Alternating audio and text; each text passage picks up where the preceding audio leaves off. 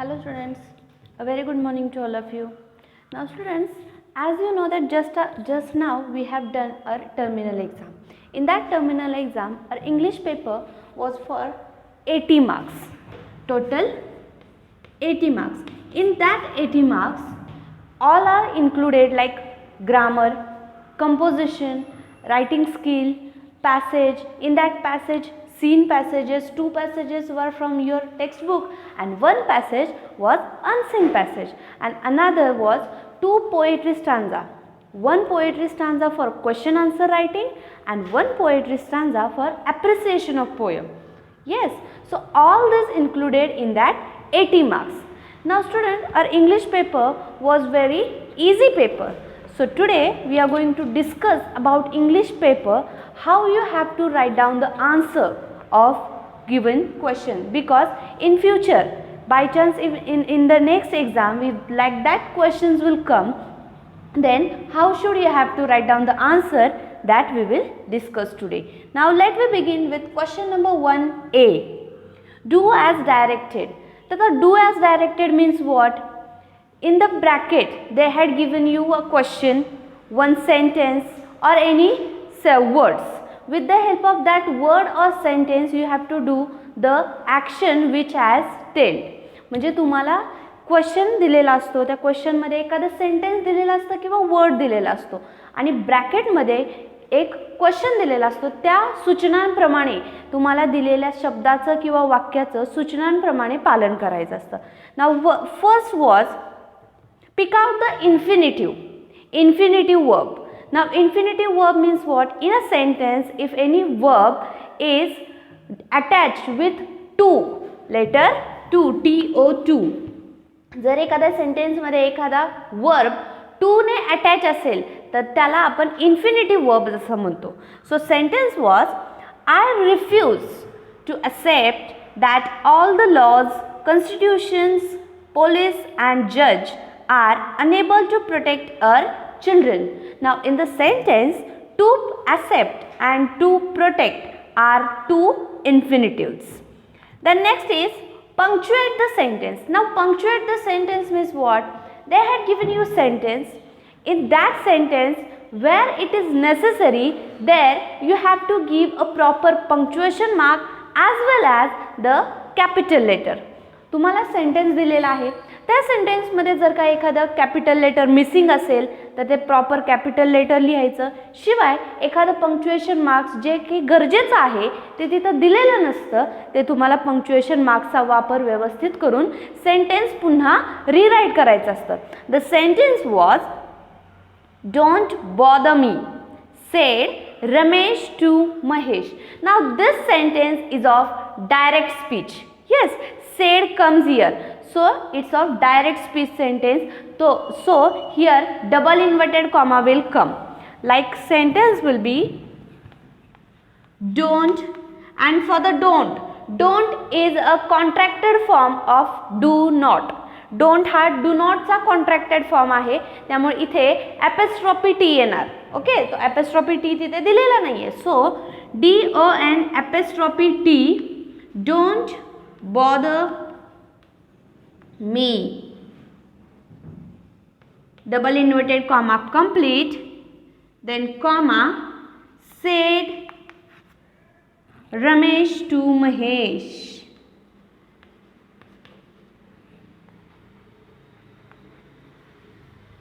And the capital letter of R and capital letter M. Ramesh to Mahesh. So punctuation marks like double inverted comma, comma, apostrophe and capital letter was missing in that sentence. The next was find two words from the given word. They had given you one bigger word. From that bigger word you have to make a two smaller word with minimum 3 letter each. प्रत्येक letter हे कमीत कमी 3 लेटरचं असणारं तुम्हाला दुसरे नवीन शब्द बनवायचे होते. And the word was accomplishment. For example accomplish. Then number 4, make a sentence to save one skin. They had given you a phrase. With the help of that phrase you have to make a sentence. to save one's skins, the sentence will be everyone in the world fights to save one's skin. To save one's skins म्हणजे काय? स्वतःची कातडी वाचवण्यासाठी, म्हणजे स्वतःचा जीव वाचवण्यासाठी. So the sentence should be everyone in the world fights to save one's skin. Now this sentence answer may be vary. प्रत्येकाचा आन्सर हे क्वेश्चनचं वेगळं असू शकतं. Then spot the error. तर स्पॉट द एरर म्हणजे काय? एक सेंटेन्स दिलेला आहे, त्या सेंटेन्समध्ये काहीतरी चुकीचं आहे, ते तुम्हाला चुकीचं ओळखून तो एरर सांगायचा आहे. The sentence was children likes to hear stories being read aloud. आता या सेंटेन्समध्ये लाइक्स हा शब्द वापरलेला आहे, तो चुकीचा आहे. लाइक्सच्या ऐवजी फक्त लाइक इतकंच असायला हवं. So the error is like. Then type of sentence. They had given you one sentence and you have to identify the type of sentence, like can the birds guess the coming weather and question mark. So question mark means it is a interrogative sentence. question mark आहे म्हणजे हे प्रश्नार्थक वाक्य म्हणजेच interrogative sentence आहे. Then next is complete a word chain by starting the word beauty. आता तुम्हाला word chain complete करायची आणि स्टार्टिंगचा वर्ड आहे beauty. So as you know that word chain means you have to write a next new word by ending letter of given word. तुम्हाला जो शब्द दिलेला आहे त्या शब्दाच्या शेवटच्या लेटरने तयार होणारा दुसरा नवीन शब्द लिहायचा. पुन्हा त्या दुसऱ्या शब्दाच्या शेवटच्या शब्दाने तयार होणारा तिसरा नवीन शब्द लिहायचा. जसं की beauty, the last letter is y, so you have to write any word like yes. Then yes is the last letter, so yes. Then you can write sign. Then n is the last letter, so you can write neck. So this question's answer also may be vary. Everyone's words will be difficult also or different also. आता प्रत्येकाचे शब्द ह्याच्यापेक्षा काही अवघड शब्द सुद्धा काही जण लिहू शकतात, काही जण ह्याच्यापेक्षा वेगळे शब्दही लिहू शकतात. त्यामुळे या प्रश्नाचा आन्सर सुद्धा प्रत्येकाचा वेगळा असू शकतं. Then next question 8. Past participle. Write down the past participle which have a last letter double. Past participle लिहायचे ज्याचा लेटर डबल आलेला आहे. जसं की plan, for example plan. Then planned, PLANNED, N is doubled. Then you can write dub, DUBBED, dubbed. Then sleep, you can write slept, P is double. So this question's answer also may be vary. Then question number second A. Do as directed. Again any two. They had given you 4 questions. From that 4 questions you have to attempt any 2. Now first was homophone. They had given you a word by, and for that by word you have to write down the homophone of by. The homophone means what? Homophones means the word which have a different spelling, meaning also different, but the pronunciation is same. असे शब्द की ज्या शब्दांचे spellings वेगळे असतात, अर्थ देखील वेगळे असतात, परंतु त्यांचा उच्चार हा सेम असतो, त्याला आपण होमोफोन्स म्हणतो. बरोबर. So they had given you one word like buy, BUY, buy. BUY, buy म्हणजे आणणे किंवा घेणे. ओके. मग या शब्दाचा होमोफोन्स आहे BY, बाय म्हणजे च्या तर्फे. देन BYE, बाय म्हणजे सी ऑफ साठी, टाटा बाय बाय करण्यासाठी जो बाय वापरतो आपण तो. सो ह्या BUY, बायचे 2 होमोफोनिक साऊंड आहेत, BY, by and BYE, bye. Okay. For that sound you have to make a sentence also, like for example BUY buy means आणणे, त्यासाठी आपण सेंटेन्स बनवू शकतो. We should buy always necessary things. आपण नेहमी गरजेच्याच वस्तू घेतल्या पाहिजेत. And another sentence BY by म्हणजे च्या तर्फे. I guess he was stun by my beauty. मला असं वाटतं की तो माझ्या सुंदरतेमुळे थांबला. च्यामुळे, च्या तर्फे यासाठी सुद्धा BY बाय वापरतात. Then next is begin the sentence with the countryers. Begin the sentence with the countryers means that sentence is of change the voice sentence. तुम्हाला तिथं change the voice करायचं आहे. Sentence given in the passive voice, that passive voice sentence you have to change into the active voice. The king was convinced by the countryers. That is the sentence. So the another sentence would be the countryers were convinced to the king. Then next, third, they are watching stars one by one through the telescope. Change into past perfect tense. It means change the tense. तुम्हाला इथं वाक्याचा काळ बदलायचा आहे. They were watching stars one by one through the telescope. The past perfect tense of the sentence would be they are watched stars one by one through the telescope. Then next, number 4, write down the related word to nature. Or they had given you question, prepare a word dictionary for nature. Word dictionary means काय, तुम्हाला तिथं नेचरच्या related असणारे जे काही शब्द आठवतील ते तिथे तुम्हाला लिहायचे आहेत. For example nature, then trees, flowers, fruits, then greenery, rivers, forest, mountain, असं तुम्ही नेचरमध्ये आपल्याला जे जे काही दिसतं जे की नेचरच्या रिलेटेड आहे ते तुम्ही तिथं लिहू शकता. Next, second section, that is the passage section. Question number 2A.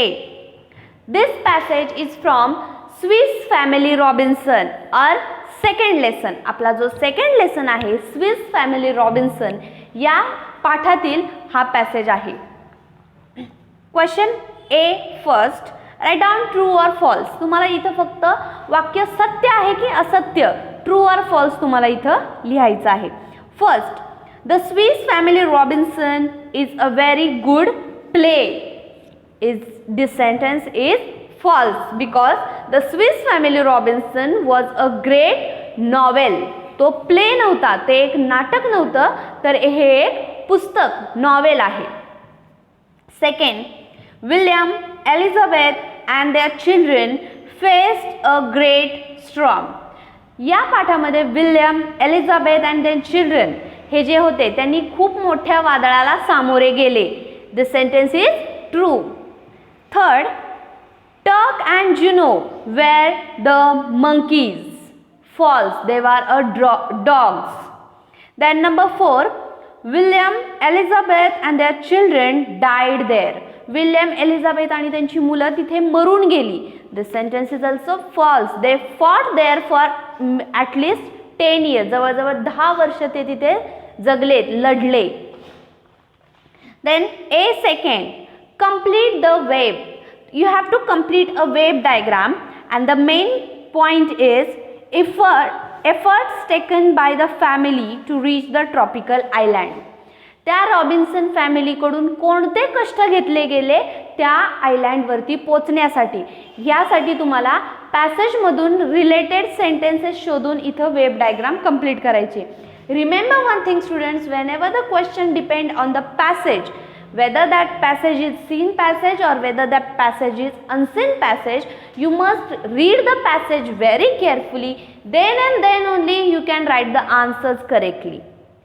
जर तुम्हाला पॅसेज आलेले आहे, जो पॅसेज सीन पॅसेज असू देत किंवा अनसीन पॅसेज असू देत, तुम्हाला पॅसेज व्यवस्थितच रीड करायला पाहिजे. जर का पॅसेज तुम्ही व्यवस्थित ॲटलिस्ट 2 टाइम तरी रीड केलात तरच तुम्हाला क्वेश्चनचे आन्सर्स व्यवस्थित लिहिता येतील. Otherwise, when you are first reading the question and then finding the answer in the passage, it will take a lot of time. काही मुलांना सवय असते की पहिल्यांदा आपण क्वेश्चन वाचायचा आणि मग पॅसेजमध्ये आन्सर कुठे आहे ते फाइंड करत बसायचं. यामध्ये खूप वेळ जातो. त्यासाठी आधी तुम्ही पॅसेज रीड करून घ्यायचा, काय दिलाय तो समजून घ्यायचा आणि त्यानंतर क्वेश्चन आन्सर लिहायला सुरुवात करायची. So, efforts taken by the family to reach the tropical island. They took food and other necessary items from the ship. They constructed a vessel out of the tubes. Like that point you have to write down. Then A3, noun forms. Write down the noun form of prudent, prudence. Then certain, certainly, natural, naturally, consider, consideration. Then A4, we must consider that it is a work of fiction and not a fact file. Identify the clause. Identify the subordinate clause. Which subordinate clause in the sentence? In the sentence, the subordinate clause is adjective clause. Then, second, the family had landed successfully on the island. Frame WH question. Now students, many of the students confused in WH question and add question tag. तुमच्यापैकी बरेचसे जण add question tag आणि WH question मध्ये confuse होतात. तर add question tag म्हणजे काय असतं, तर तुम्हाला जे सेंटेन्स दिलेलं आहे ते सेंटेन्स पहिल्यांदा तुम्ही as it is लिहायचं असतं. You have to write down the sentence as it is. Then you have to give a comma to the given sentence. त्यानंतर तुम्हाला दिलेला सेंटेन्स लिहिल्यानंतर कॉमा द्यायचा असतो. Then you have to identify which is the auxiliary verb in the sentence. त्यानंतर तुम्हाला sentence मध्ये auxiliary verb कोणता आहे ते फाइंड करायचं असतं. If the sentence is a positive sentence, then you have to write down the not or any negative word with that auxiliary verb and then the subject and then question mark. हे झालं add question टॅगचं. आणि ज्यावेळेस WH question असतो त्यावेळी तुम्हाला sentence WH वर्बनी start करावं, WH वर्डने start होणारा question विचारून तुम्हाला सेंटेन्स लिहायचं असतं. WH word means what, where, how, like that words are known as WH word. So frame WH question. Don't confuse in WH question and add question tag. The family had landed successfully on the island. The WH question will be, where did the family landed successfully, and don't forget to give a question mark. Then A5, necessity is the mother of invention. Justify your answer. आता इथं ही एक phrase दिलेली आहे की necessity is the mother of invention. त्याला आपण मराठीमध्ये म्हणतो गरज ही विकासाची जननी आहे. म्हणजे ज्यावेळी माणसाला गरज लागते त्यावेळेस माणसाकडून काहीतरी नवीन इन्व्हेंट केलं जातं, नवीन काहीतरी शोध लागतो. बरोबर. मग ह्या लाईनचं तुम्हाला एक्सप्लेनेशन द्यायचं आहे की हे खरं आहे का, तर ते कसं आहे. This is a personal response type question. या क्वेश्चनचा आन्सर तुमच्या मते काय असू शकतं ते तिथे तुम्हाला लिहायचं आहे. जस्टिफाय युअर आन्सर म्हणजे तुमचं मत तिथं मांडायचं आहे. Then B, second passage. Now this passage is of Fall of Troy lesson. आपला जो Fall of Troy lesson आहे त्यातील हा passage आहे. Complete the sentence. First, Dash is a rich trading city mentioned in the extract. Troy is the city. Second, it was well situated both for Dash, commerce and agriculture. Third, at the back rose the high peak from which flowed many rivers and streams. Dash. Number 4, the sigh continued for dash years. How many years the war continued? किती वर्षासाठी युद्ध चाललं होतं ते तिथं तुम्हाला लिहायचं होतं. Then B second, complete the line. The Trojan would defend themselves by. Trojans हे स्वतःला एखाद्या होणाऱ्या अटॅक पासून कसं संरक्षित करत होते. दे वर having a big wall in front of their city. त्यांच्या शहराच्या सुरुवातीलाच एक मोठी भिंत त्यांनी बांधली होती. And the another thing was they are having a big hill mountain behind of their city. आणि शहराच्या पाठच्या बाजूला खूप मोठे डोंगर होते. त्या डोंगरामुळे आणि भिंतीमुळे त्यांचं डिफेंड व्हायचं, त्यांचं संरक्षण व्हायचं. Then B3 similar word convinced, परsuade and run away secretly in order to get married, elope. Then a blockade of the city. Then capable of growing abundant crops. आता या शब्दांचे तुम्हाला पॅसेजमधून सिमिलर वर्ड लिहायचे होते शोधून. Then B4 do as directed. First, he had pursued Helen V. Change the voice. आता तुम्हाला या सेंटेन्सचा चेंज द व्हॉइस करायचे. Sentence is given in the active voice, you have to change it into the passive voice. Helen V had persuaded by him, full stop. Second, Troy was a strong city, make it exclamatory. Sentence दिलेले आहे Troy was a strong city, त्याचा exclamatory sentence बनवायचं आहे. what a strong city Troy was and then exclamation mark. B5 have you seen such type of stories in TV serials or movies? Mention any two of them. Fall of Troy या कथेसारख्या तुम्ही story किंवा एखादी story वाचली आहे का, किंवा T व्हीवरती एखाद्या सिरियलमध्ये किंवा एखाद्या मूवीमध्ये बघितली आहे का. जर बघितली असेल तर त्यापैकी कोणत्याही 2 स्टोरीजची किंवा मूवीजची नावं तिथं तुम्हाला लिहायची आहेत. फॉल ऑफ ट्रॉय ही जी कथा आहे त्या कथेसारखी तुम्ही एखादी मूवी, एखादी टी व्ही सिरियल बघितली आहे का, आणि ती बघितली असेल तर तिथं फक्त त्याचं नाव मेन्शन करायचे. Section 3 Poetry section. Question 3rd A1. Complete the following. First, sages say that life is not dash. तुम्हाला पोएम दिलेली आहे. with the help of that poem you have to complete the line. पोएमच्या मदतीने तुम्हाला lines complete करायचे आहेत. Second, rain often foretells dash. Third, during joyful times in life we should enjoy life and dash. Number 4, moving rain predicts day dash. पोएमच्या मदतीने तिथे तुम्हाला lines complete करायचे आहेत फक्त.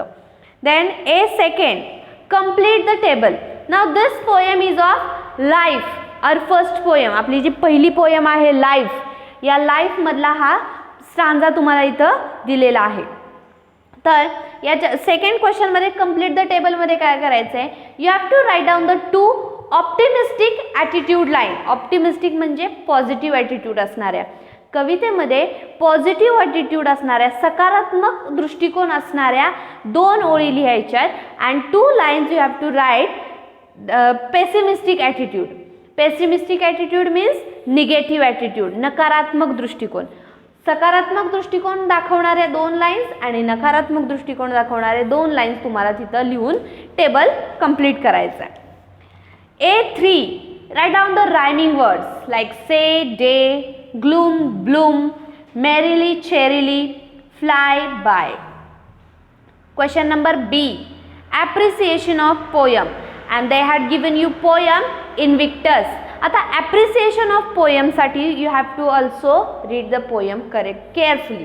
तुम्हाला जी पोएम दिलेली आहे ती पोएम तुम्ही अगदी केअरफुली वाचायला हवी. And for the appreciation of poem they gives you poem, they gives you point also by which point you have to appreciate the poem. तुम्हाला पोएम दिली जाते, शिवाय त्या पोएमच्या खाली पॉईंट्सही देखील दिले जातात की ज्या पॉईंट्सच्या मदतीने तुम्हाला पोएमचं ॲप्रिसिएशन करायचं असतं. Like title of the poem, title also given in the passage. तुम्हाला जो पोएमचा स्टांजा दिलेला असतो, पॅसेज दिलेला असतो, त्याच्या स्टार्टिंगला टायटल दिलेलं असतं. Then the author name also given, लेखकाचं किंवा कवीचं नावसुद्धा तिथं दिलेलं असतं. So title is Invictus, poet is William Ernest Henley. Then theme म्हणजे सेंट्रल आयडिया, पोएमची सेंट्रल आयडिया, थीम काय आहे, what does the poet wants to tell to you about his views about that poem. त्या पोएमच्या बद्दल कवीचे views काय आहेत, जे की तुम्हाला कवी सांगण्याचा प्रयत्न करतोय त्या कवितेच्या मदतीने. ते तुम्हाला तिथं थीम, सेंट्रल आयडिया, तुम्हाला काय समजलं त्या पोएममधून, पोएटला काय सांगायचंय ते तिथं तुम्हाला लिहायचं आहे इन 2 to 3 लाईन. 2 ते 3 ओळीमध्ये तुम्हाला तिथं ते उत्तर लिहायचं असतं. The theme of Invictus is it convey which is to never lose hope no matter the circumstance and how you control your fate and decide your future. Then rhyme scheme. In the poem Invictus, the rhyme scheme is A B A B. In every stanza the rhyme scheme is A B A B. Then the figure of speech. Figure of speech is metaphor, simile and personification. Section 4, unseen passage. Question number 4A. A1. Who said following word? Now this unseen passage is not from your textbook. हा जो unseen passage आहे तो तुमच्या textbook मधला नाही आहे. So you have to read the passage very carefully. आता हा पॅसेज तुम्हाला अगदी व्यवस्थितच वाचायला हवं, तरच तुम्हाला याचे उत्तर लिहिता येऊ शकतील, कारण हा पॅसेज तुमच्या पुस्तकाच्या बाहेरचा पॅसेज आहे. Who said the following word? First, my needs are simple. माझ्या गरजा खूप सोप्या आहेत. Who said it? The single brother said to himself. एक जो दोन भावांची ही कथा आहे, बरोबर. This story is of 2 brother. One brother is married one and one brother is single one. So the single one said that my needs are so simple. Second, my brother has no one to take care of me. The married brother said to himself. माझ्या भावाला त्याची काळजी घेण्यासारखं त्याच्याकडे कोणीही नाहीये, असं कोण बोललं? The married one said to himself. A second, give reason. कारण द्यायचं आहे तिथं तुम्हाला. The supply of grains never dwindle in the brother's bin. आता तुम्हाला ज्यावेळेस तुम्ही पॅसेज वाचला त्यानंतर यू हॅव टू तुम्हाला हे नक्कीच लक्षात आलं असेल की दिस 2 brothers, one brother was single brother and one brother was a married one. The married one was having a large family. जो काही लग्न केलेला भाऊ होता त्याची खूप मोठी फॅमिली होती. But they both brother was love to each other. पण त्या 2 भावांमध्ये प्रेम होतं. So the married one said to himself that I have a family member to take care of me, but my brother doesn't have anyone to take care of himself. So I will put some grain or some sack of grain in my brother's bin. Sir, मी माझ्या धान्यापैकी काही धान्य मी माझ्या भावाच्या कोट्यामध्ये ठेवतो. And the single brother said, I am a single. My needs are so simple. So I will put some grain into my brother's bin. Me single आहे, माझ्याकडे खाणारं दुसरं कोणी नाही आहे, माझ्या गरजा खूप छोट्या आहेत, त्यामुळे मी माझं धान्य त्याच्या गोणीमध्ये किंवा त्याच्या कोठीमध्ये ठेवतो. म्हणून ते दोघं त्यांच्या दोघांच्याही नकळत प्रत्येकजण त्यांच्यापैकी थोडं थोडं धान्य एकमेकांच्या कोठीमध्ये ठेवायचे. म्हणून त्यांचं धान्य कधीच संपलं नव्हतं, कारण एक जण ठेवायचा, दुसरा जण पुन्हा त्यातून थोडंसं काढायचं आणि पुन्हा भावाच्या कोठीमध्ये नेऊन ठेवायचं. त्यामुळे त्यांच्यातील धान्य कधीही संपलं नव्हतं. So that answer you have to write down here. A3, adjective form. Equally, equality. Profit, profitable. Produce, producible. Care, careful. A4, do as directed. He took a sack of grain. Change the voice. A sack of grain were taken by him.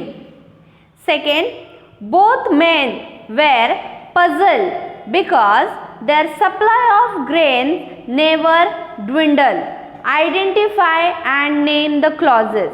In the sentence, main clause and subordinate clause. The main clause is both men were puzzled and the remaining sentence was of subordinate clause.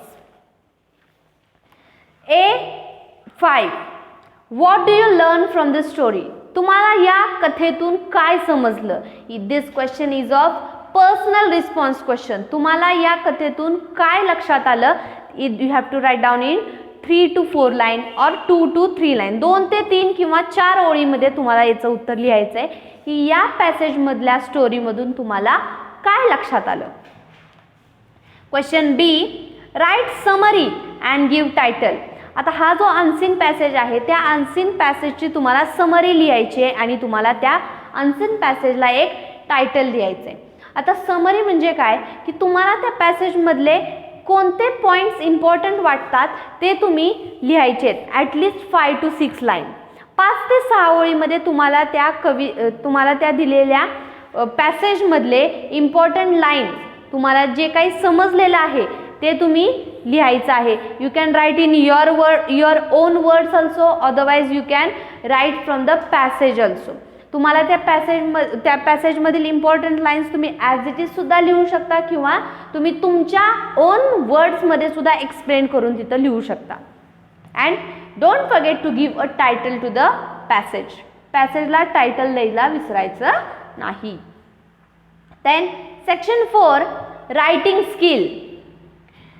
Question number 5A, letter writing. They had given you 2 choices. One is informal letter and another is formal letter. For the letter writing they had given you guideline or we can say points. तुम्हाला points किंवा guidelines सुद्धा दिलेले आहे letter writing साठी. So points are environment conservation. First, keep your environment clean and stay healthy. Second, dirty environment leads to diseases. Third, dirty roads leads to dirty surrounding. 4, stay safe and healthy, save your planet.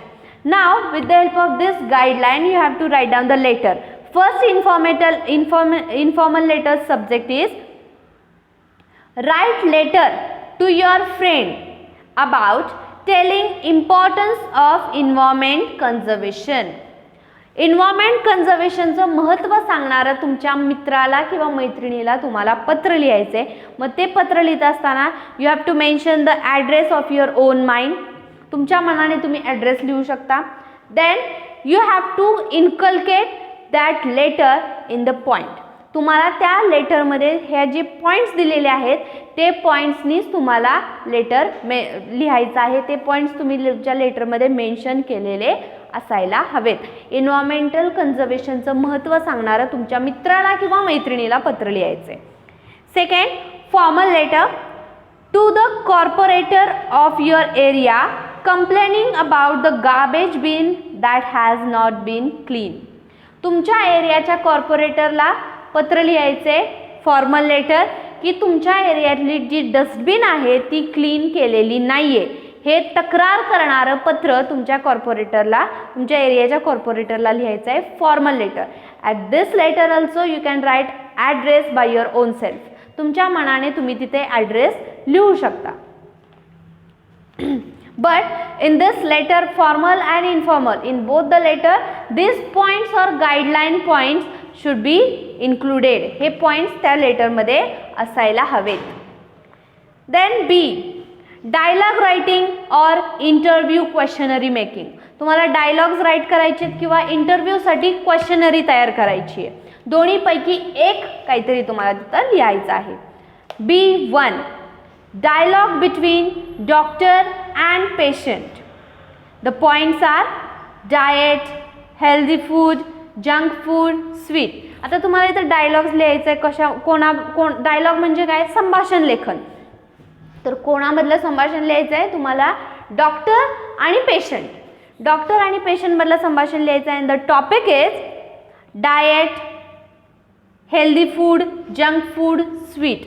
मग आता तुमच्या अन्न आहार, okay, अन्न किंवा तुम्ही जे अन्न घेता, आहार घेता त्याच्याबद्दल तुमच्या डॉक्टर आणि पेशंटमधलं कॉन्व्हर्सेशन, डायलॉग्स तुम्हाला इथे लिहायचे आहेत आणि पॉईंट्स दिलेले आहेत. जसं की डाएट.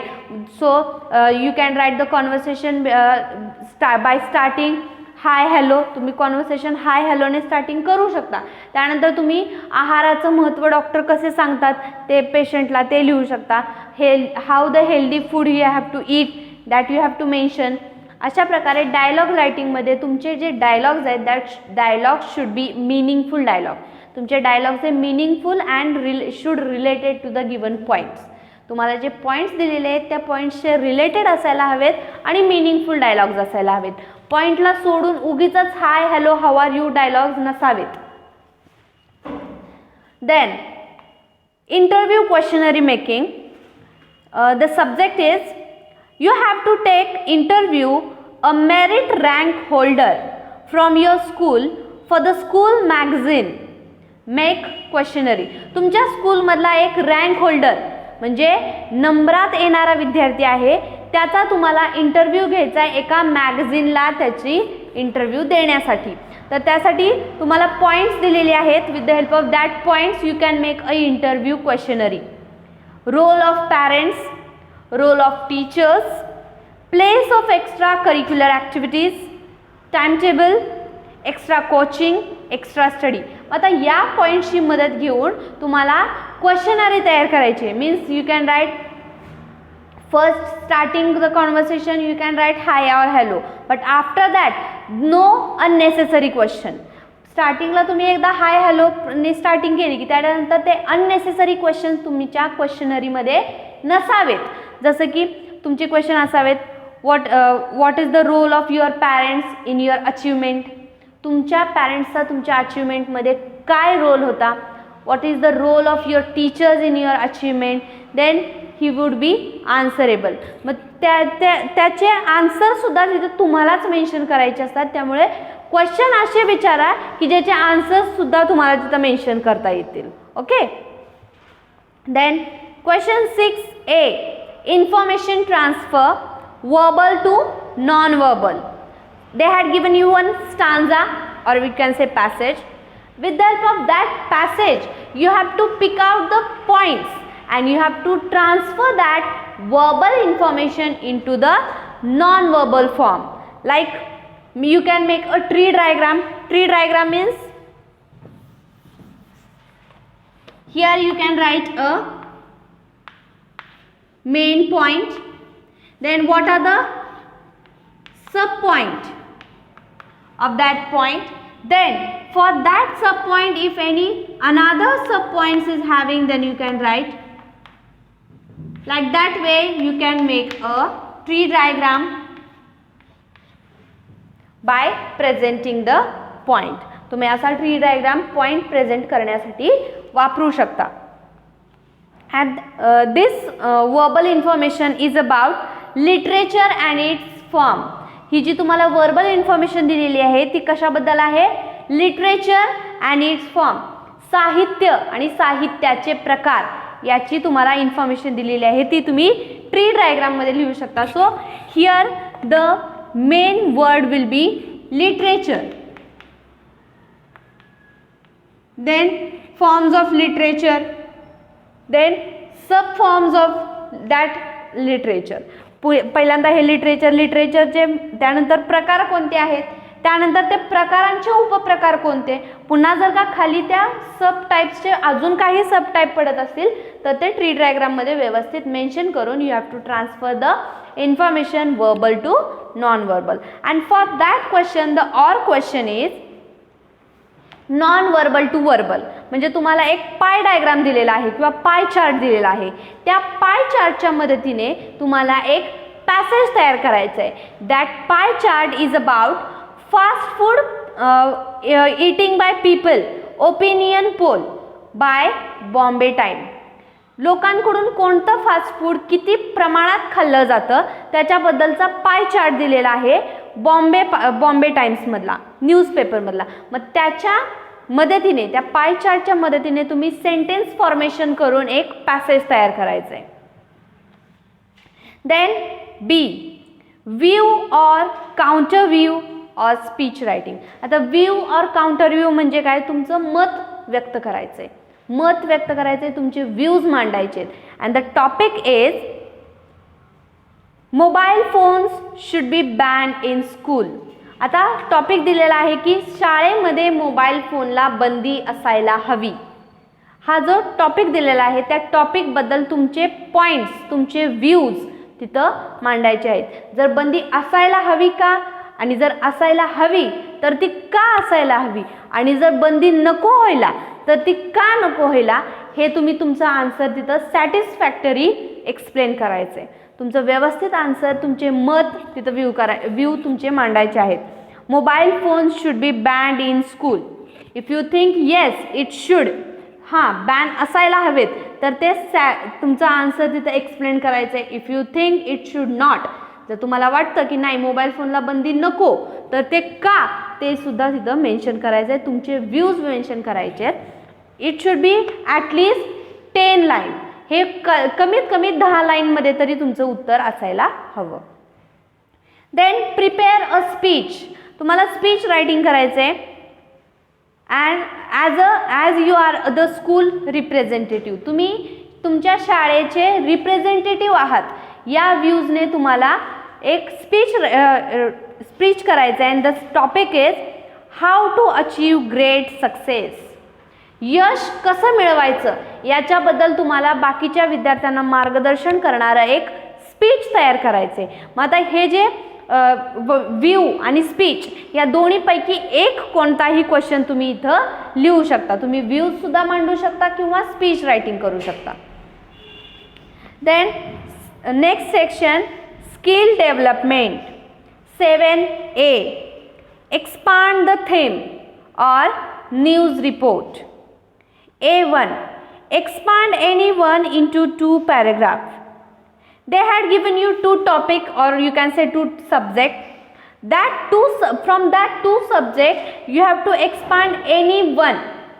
त्या 2 सब्जेक्ट पैकी 2 लाईन पैकी एक लाईन तुम्हाला एक्सपांड करायची, म्हणजे त्या लाईन विषयी तुम्हाला काहीतरी माहिती तिथं लिहायची.